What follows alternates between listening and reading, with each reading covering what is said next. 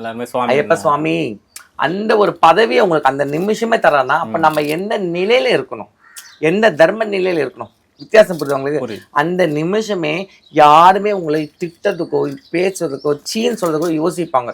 ஏன்னா அந்த மாலைக்கு அத்தனை ஒரு மகத்துவம் இருக்குது. பட் ஆனா இன்னைக்கு அதை வந்து யாருமே வந்து சரியா பண்ணாதனால தான் இவ்வளோ ஒரு துன்பங்கள் துயரங்கள். கரெக்டா பண்ணிட்டீங்கன்னா 100% நீங்க எங்க யாருக்கிட்டும் ஐயப்பனுக்கு மீறின சக்தி எதுவுமே இல்லை. ஏன்னா அவர் சாட்சா நான் வழிபடுற சோட்டானிக்கரை பகவதி அம்மாவுக்கு குழந்தை அவர், அந்த காசி விஸ்வநாதருக்கு புள்ள அவரு. அதனால அதாவது பெருமாளோட புள்ளியும் அவர். அப்போ லக்ஷ்மி கடாட்சம் நம்மளுக்கு வந்துடும். எப்பேற்பட்ட பேய் பிசாசு துஷ்டசக்தி எதிரிகளை பிச்சு பிச்சு எடுக்கிறதுக்கும் வந்துடும். கருப்பு வந்து காவலா இருக்குன்னு சொல்ல. இப்ப எத்தனை தெய்வங்கள் பாருங்க, அப்படியே சுது அப்படியே வந்துருவாங்க.